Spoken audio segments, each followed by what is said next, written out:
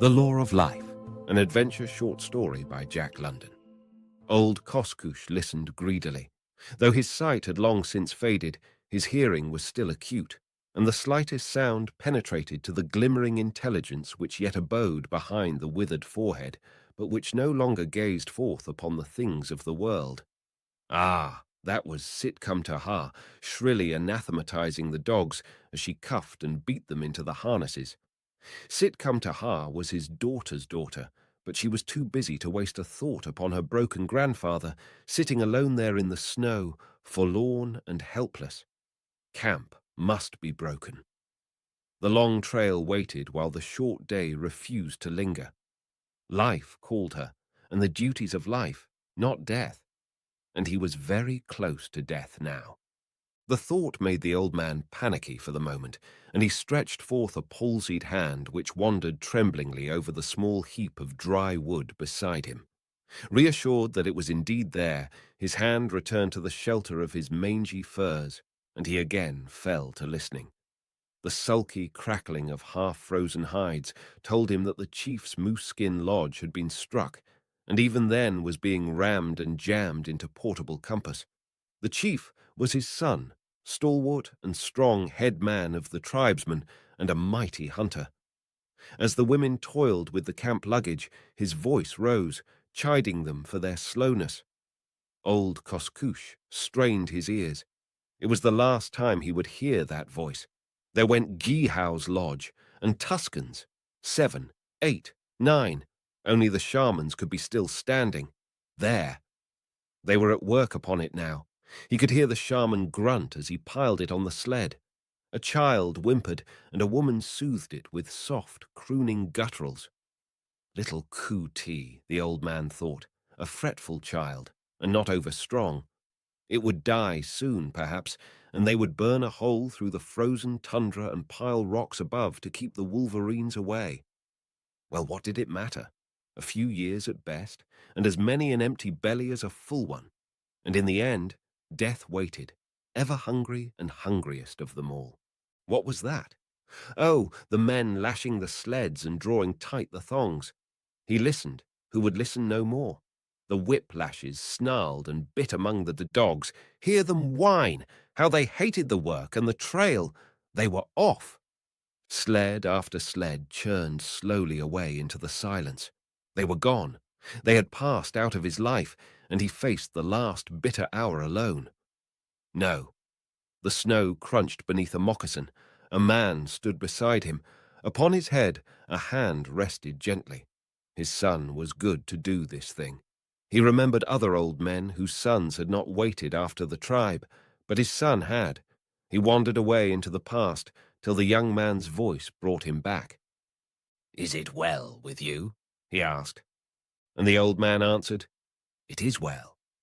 "There be wood beside you," the younger man continued, "and the fire burns bright. The morning is grey, and the cold has broken. It will snow presently. Even now is it snowing.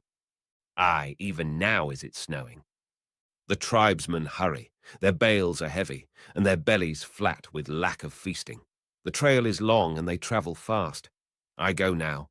It is well? It is well. I am as a last year's leaf, clinging lightly to the stem. The first breath that blows, and I fall. My voice is become like an old woman's.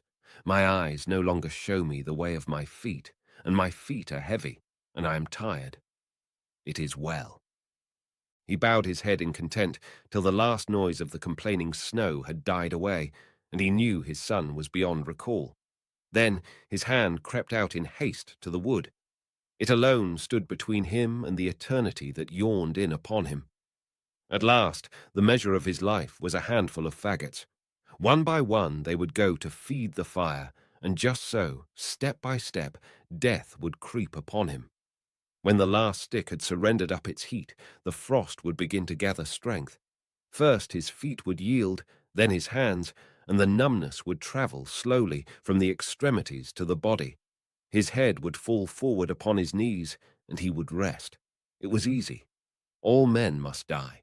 He did not complain. It was the way of life, and it was just. He had been born close to the earth.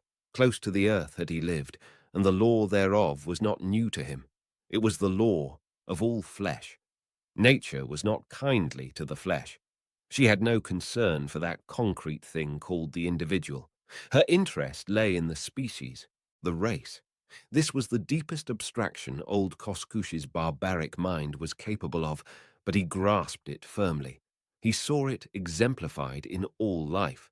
The rise of the sap, the bursting greenness of the willow bud, the fall of the yellow leaf. In this alone was told the whole history. But one task did nature set the individual. Did he not perform it? He died. Did he perform it? It was all the same. He died. Nature did not care. There were plenty who were obedient, and it was only the obedience in this matter, not the obedient, which lived and lived always. The tribe of Koskouch was very old. The old men he had known when a boy had known old men before them. Therefore it was true that the tribe lived, that it stood for the obedience of all its members, way down into the forgotten past, whose very resting places were unremembered. They did not count. They were episodes. They had passed away like clouds from a summer sky. He also was an episode, and would pass away. Nature did not care. To life she set one task, gave one law. To perpetuate was the task of life. Its law was death. A maiden was a good creature to look upon, full-breasted and strong, with spring to her step and light in her eyes. But her task was yet before her. The light in her eyes brightened, her step quickened. She was now bold with the young men, now timid, and she gave them of her own unrest. And ever she grew fairer and yet fairer to look upon, till some hunter, able no longer to withhold himself, took her to his lodge to cook and toil for him and to become the mother of his children. And with the coming of her offspring, her looks left her.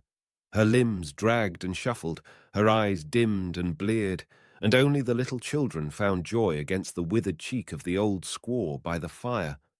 Her task was done.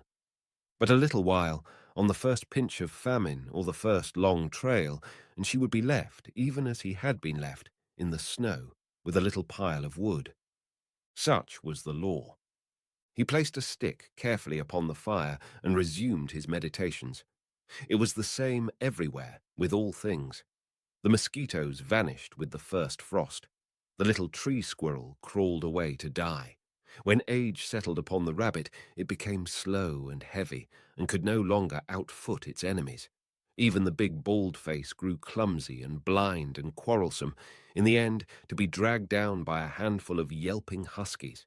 He remembered how he had abandoned his own father on an upper reach of the Klondike one winter, the winter before the missionary came with his talk books and his box of medicines.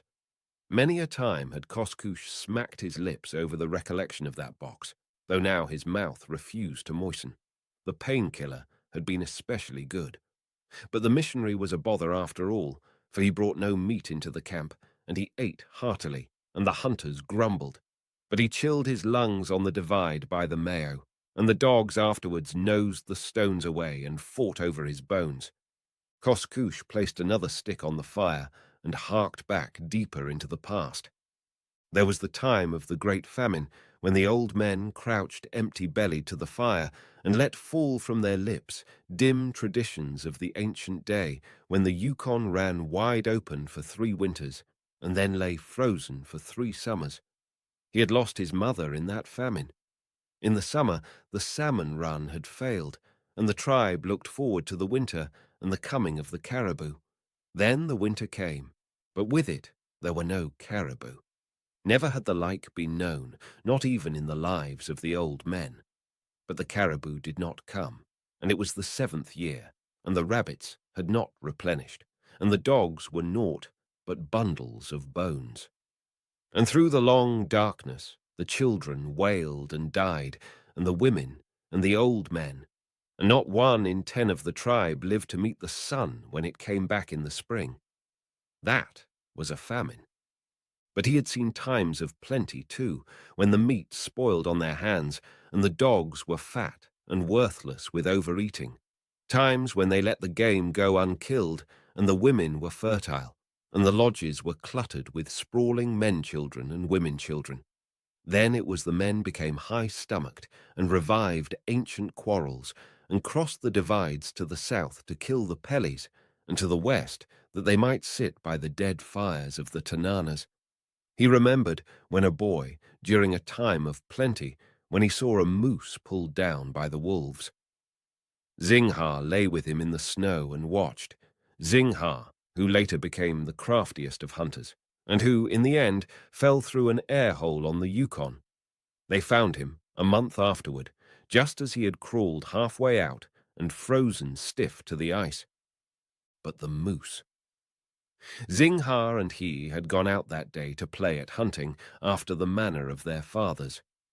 On the bed of the creek they struck the fresh track of a moose, and with it the tracks of many wolves. An old one, Zingha, who was quicker at reading the sign, said, "An old one who cannot keep up with the herd. The wolves have cut him out from his brothers, and they will never leave him." And it was so. It was their way. By day and by night, never resting, snarling on his heels, snapping at his nose, they would stay by him to the end. How Zingha and he felt the bloodlust quicken. The finish would be a sight to see. Eager-footed, they took the trail, and even he, Koskoosh, slow of sight and an unversed tracker, could have followed it blind. It was so wide. Hot were they on the heels of the chase, reading the grim tragedy, fresh written at every step. Now they came to where the moose had made a stand. Thrice the length of a grown man's body, in every direction, had the snow been stamped about and uptossed. In the midst were the deep impressions of the splay-hoofed game, and all about, everywhere, were the lighter footmarks of the wolves. Some, while their brothers harried the kill, had lain to one side and rested. The full-stretched impress of their bodies in the snow was as perfect as though made the moment before. One wolf had been caught in a wild lunge of the maddened victim and trampled to death. A few bones, well picked, bore witness. Again they ceased the uplift of their snowshoes at a second stand. Here the great animal had fought desperately. Twice had he been dragged down, as the snow attested, and twice had he shaken his assailants clear and gained footing once more. He had done his task long since, but none the less was life dear to him. Zingha said it was a strange thing, a moose once down to get free again, but this one certainly had. The shaman would see signs and wonders in this when they told him, and yet again they come to where the moose had made to mount the bank and gain the timber. But his foes had laid on from behind, till he reared and fell back upon them, crushing too deep into the snow. It was plain the kill was at hand, for their brothers had left them untouched. Two more stands were hurried past, brief in time length and very close together. The trail was red now, and the clean stride of the great beast had grown short and slovenly. Then they heard the first sounds of the battle, not the full-throated chorus of the chase, but the short, snappy bark which spoke of close quarters and teeth to flesh. Crawling up the wind, Zingha bellied it through the snow, and with him crept he, Koskoosh, who was to be chief of the tribesmen in the years to come. Together they shoved aside the underbranches of a young spruce and peered forth.